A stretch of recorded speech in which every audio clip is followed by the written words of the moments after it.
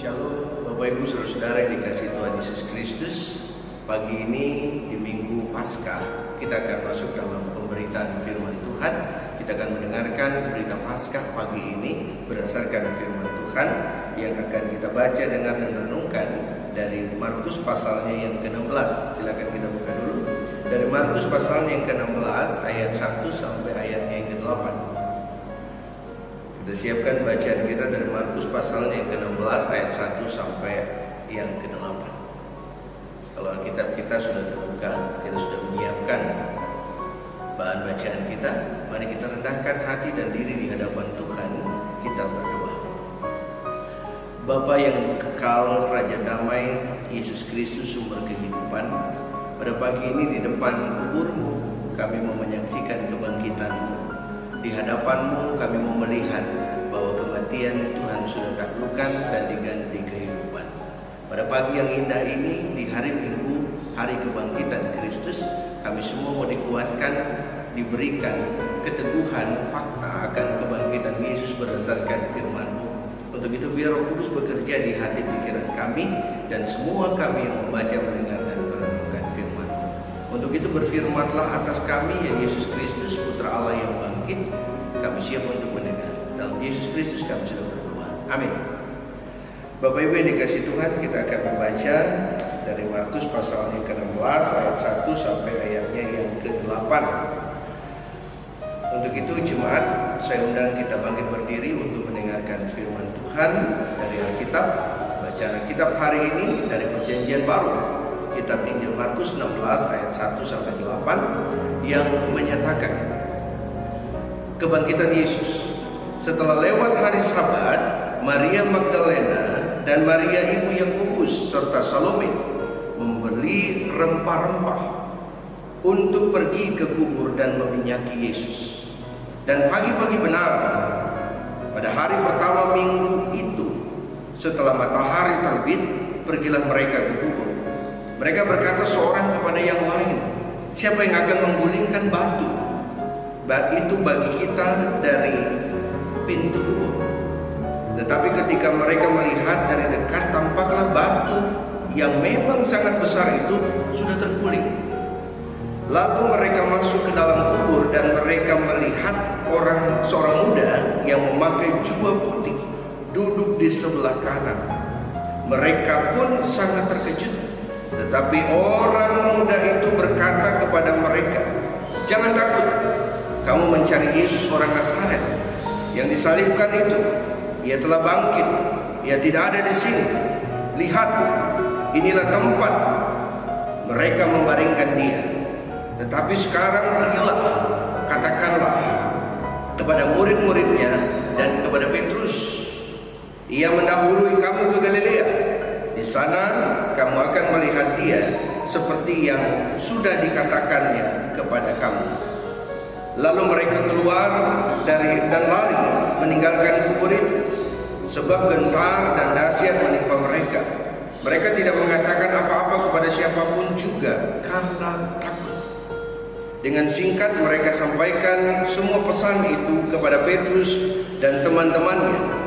Sesudah itu Yesus sendiri dengan perantaran murid-muridnya memberitakan dari timur ke barat berita yang kudus dan yang tak terbinasakan tentang keselamatan yang kekal itu. Demikianlah firman Tuhan. Terpujilah Kristus. Haleluya. Bapak Ibu Saudara yang dikasihi Tuhan Yesus Kristus, tema firman Tuhan pada pagi hari ini di Minggu Paskah ini adalah fakta kebangkitan Yesus bagi saya dan saudara atau bagi kita. Satu waktu saya pernah duduk bersama teman-teman saya yang berbeda keyakinan dengan saya. Lalu kemudian terjadilah percakapan di antara kami dan mereka menanyakan, Jeff, apa benar bahwa Tuhan Yesus itu bangkit? Lalu kemudian sebelum saya menjawab, rekan saya yang lain bertanya, tunggu dulu, jangan dulu bicara tentang kebangkitan. Pertanyaan dari dia, apakah benar Yesus itu mati di salib? Lalu saya diam Bapak Ibu, lalu merenung sebentar, lalu saya katakan kepada mereka, mengapa kamu mempertanyakan itu? Iya, pertama masalah kematian Yesus, bahwa dia bilang bukan Yesus yang mati disalibkan, tapi adalah Yudas yang kemudian dirubah wajahnya menjadi sama mirip dengan Al-Masih. Lalu kemudian dia disalib. Lalu kemudian yang kedua, Bapak Ibu, ada fakta yang lain. Bukan fakta sebenarnya, catatan yang lain, sumber yang lain mengatakan begini, bahwa Yesus ketika dia disalib, dia sempat dibebaskan lalu dibawa pergi ke Tibet. Nah, dua hal itu menjadi catatan dalam percakapan kami. Tapi saya katakan kepada dia, apa dasarnya sampai Anda mengatakan bahwa yang disalib itu bukan Yesus tapi Yudas? Ya karena tadi dalam pengajarannya bahwa Allah tidak ingin membuat Isa Al-Masih dihukum, mengalami penderitaan itu, sehingga dia merubah wajahnya, Yudas menjadi Yesus. Tapi saya mau tanya, saudaraku, saya bilang, perhatikan kata-kata Yesus di atas kayu salib. Ketika dia berkata, ampunilah mereka karena mereka tidak tahu apa yang mereka perbuat. Kata-kata ini tidak mungkin keluar dari seorang pribadi yang bernama Yudas. Seorang pengkhianat tidak mungkin bisa mengatakan ampunilah mereka ampunilah mereka karena mereka tidak tahu apa yang mereka perbuat. Tidak mungkin. Dan saya mau katakan, Yesuslah yang tetap disalib. Kalau Yudas, dia tidak mati disalib, tapi dia mati karena putus asa, merasa bersalah, dan bunuh diri. Dan hal yang kedua, dari sumber yang berbeda dikatakan bahwa Yesus tidak mati disalib, dia disalib tapi dia turun lalu diselamatkan, dia dibawa ke Tibet. Lalu kemudian dikatakan bahwa Yesus, Bapak Ibu, setelah sembuh dia punya keturunan di Tibet. Dan saya katakan Yesus tidak pernah ke Tibet. Dalam catatan sejarah, Yesus wilayah hadirnya itu ada di wilayah Yerusalem dan sekitarnya. Ibu bapak yang dikasihi Tuhan, orang bertanya mengenai fakta kematian dan saya sudah menjawab. Lalu bagaimana dengan fakta kebangkitan? Apakah Yesus benar-benar bangkit dari antara orang mati? Sebuah pertanyaan dan menjadi polemik banyak orang pada waktu itu maupun pada saat sekarang. Tapi saya mau katakan pertama-tama bahwa bicara fakta tentang Yesus tidak bisa bicara dari sumber yang lain. Kita harus memulai tentang siapa Yesus, bicara fakta Yesus dari 4 Injil: Matius, Markus, Lukas, Yohanes. Keempat Injil ini dia berbicara tentang Yesus, kelahiran Yesus, pelayanannya, dan juga kebangkitan. Jadi sumber kita, fakta kebangkitan Yesus dimulai dari Alkitab sebagai firman Allah yang menjadi tuntunan kita. Kalau kita bicara tentang Yesus yang mati, yang bangkit dari sumber yang lain, akan muncul persepsi yang berbeda-beda. Tapi ketika kita bicara tentang Yesus yang mati, Yesus yang bangkit, maka kita harus kembali kepada Injil. Dan hari ini kita melihat Injil Markus pasal yang ke-16 ayat 1 sampai ke-8. Apa faktanya yang kita bisa lihat, kita terima di dalam bacaan kita untuk konteks kita? Yang pertama faktanya bahwa kubur kosong. Ketika perempuan itu datang, dia melihat kubur itu kosong. Bisa saja mayat Yesus dicuri, pada waktu itu isunya begitu. Tapi tidak, saudara.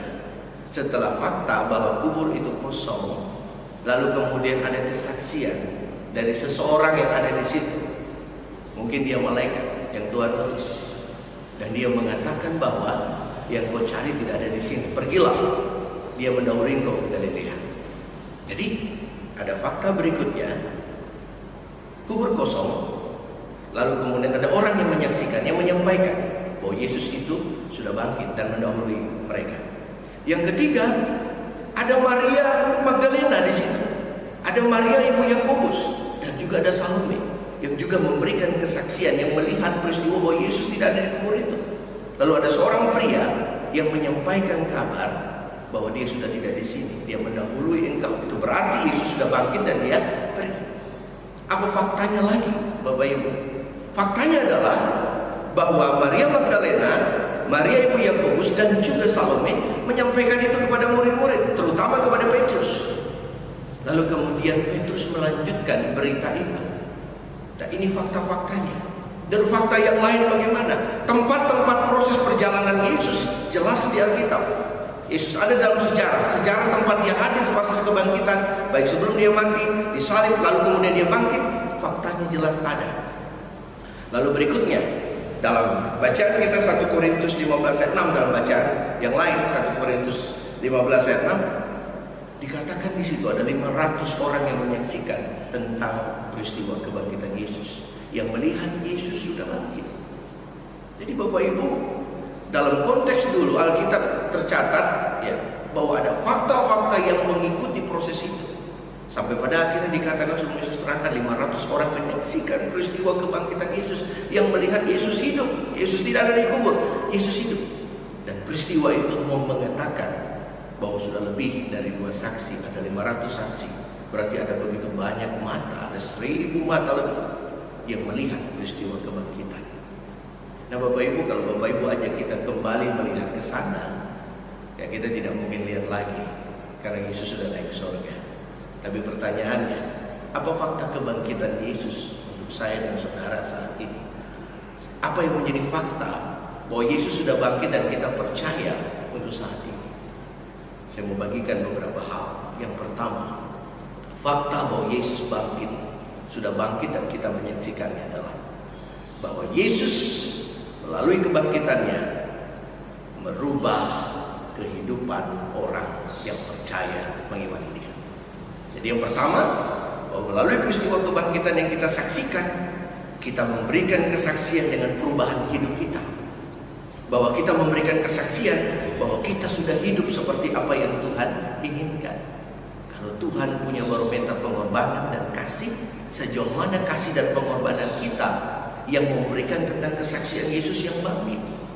Kalau kita tidak memberikan kesaksian Yesus yang bangkit melalui cara hidup kita yang berubah, yang mengikuti agar kita serupa dengan Kristus, maka saya mengatakan Bapak Ibu tidak percaya dengan kebangkitan kita.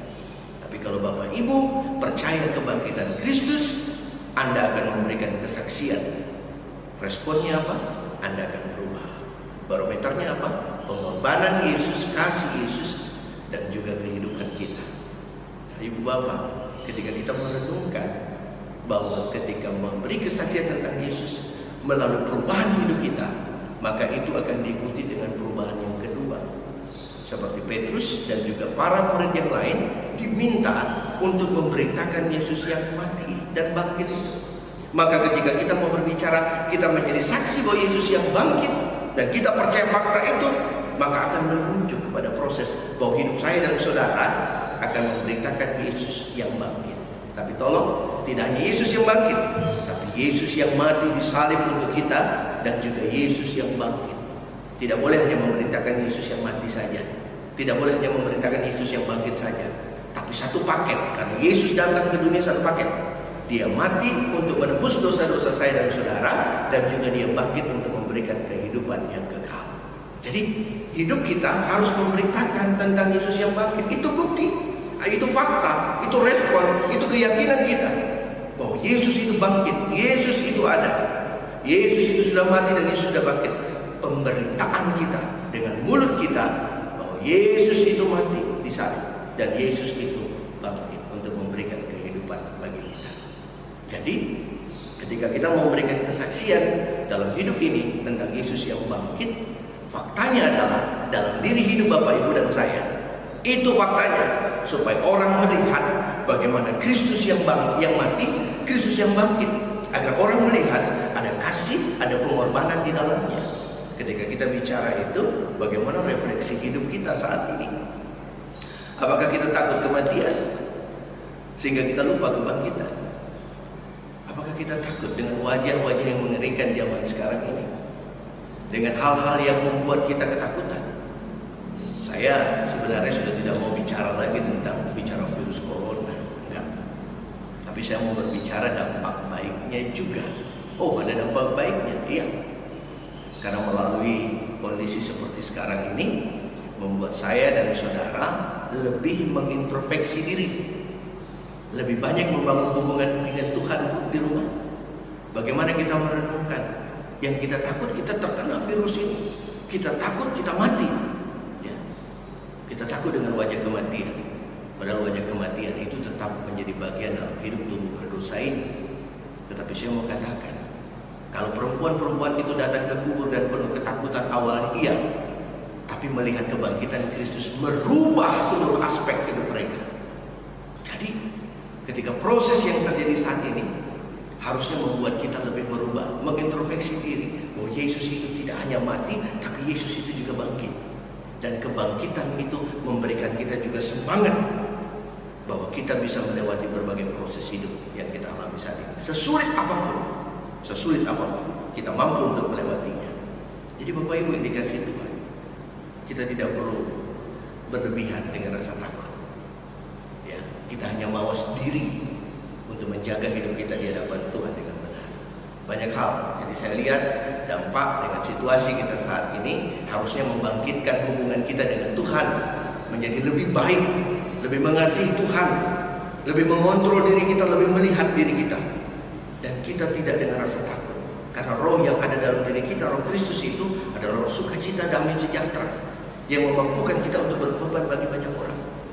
Jangan kita hanya bicara tentang rasa takut, kita bicara virus ini A, B, C, D, jangan. Tapi apa yang bisa kita lakukan dengan menunjukkan fakta kebangkitan Kristus melalui cara hidup kita? Apakah bisa kita memperhatikan orang-orang yang berdampak? Saya aja jemaat. Apakah kita bisa memperhatikan orang-orang yang berdampak? Orang yang berdampak itu siapa?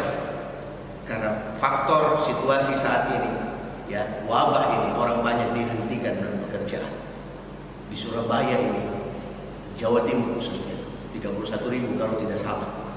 Ya, tetapi saya mau katakan, yang terdekat di lingkungan kita, apa kita memperhatikan? Yang kita yang mampu, yang kuat, kita perhatikan enggak orang-orang yang terbatas itu, yang berdampak?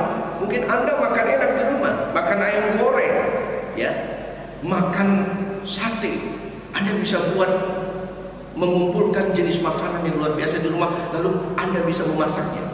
Tapi Anda pernah tidak tahu bahwa orang-orang yang berdampak mungkin di jemaat dan lingkungan kita, mereka hanya mau cari telur Indomie pun susah. Saya maunya Bapak Ibu, tunjukkan fakta kebangkitan Kristus melalui bagaimana kita memperhatikan orang lain. Ada kasih dan pengorbanan. Kalau Anda diberkati, ya, Anda ada diberikan kekuatan, usaha, dan secara pekerjaan Anda masih stabil, tolong Anda perhatikan orang-orang yang berdampak itu. Karena ketika Anda melakukan itu, Anda lagi memberitakan fakta kebangkitan Yesus melalui diri Anda yang penuh pengorbanan dan kasih Kristus. Jadi saya mau katakan bagi saudara jemaat saya yang Tuhan kasih, yang Tuhan percayakan dalam pengembalaan ini, Pak Pendeta yang mengingatkan bahwa yang harus kita pikirkan di saat-saat ini, tetap bangkit membangun hubungan dengan Tuhan. Bukankah mimbar gereja kita yang sudah pindah ke rumah-rumah Anda? Jadi biarkan mimbar yang sudah pindah ke rumah Anda, di situ bapak-bapak para imam juga memberitakan tentang Yesus yang bangkit. Bapak-bapak dan anak, istri semuanya duduk saling mendukung dalam doa. Bukan mendoakan dirimu supaya dijauhi dari corona, tapi berdoa untuk pemulihan semua bidang kehidupan. Jangan ego, karena Anda kalau berdoa hanya untuk Anda sendiri, Anda ego. Anda hanya mau selamat sendiri. Padahal Yesus datang untuk menyelamatkan semua orang, dan Dia bangkit untuk semua orang yang percaya pada Dia. Jadi saya mau ajak Bapak Ibu, bagaimana kita menunjukkan fakta kebangkitan Yesus. Tunjukkan melalui hidupmu yang berubah, yang mau berkorban, yang mau mengasihi untuk banyak orang. Jangan ego bahwa kita mau hidup sendiri untuk menikmati apa yang kita punya, tapi bagikan kepada banyak orang yang membutuhkan. Bahwa ada banyak orang yang membutuhkan dukungan kita. Ibu bapak saudara dikasih Tuhan, fakta ini harus Anda bawa, beritakan dalam hidup bahwa Yesus bangkit, Dia sudah menang. Tetap sukacita, tetap sehat, dan semangat di dalam Tuhan. Selamat Paskah, Tuhan Yesus memberkati kita. Amin.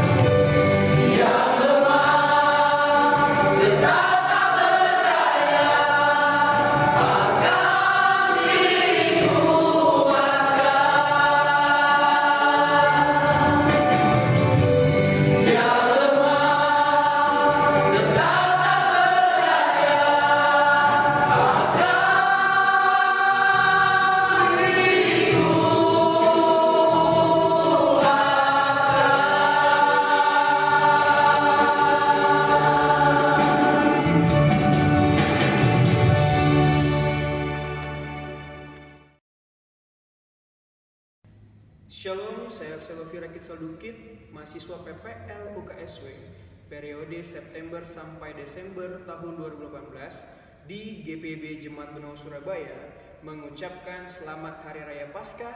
Tuhan Yesus memberkati. Shalom.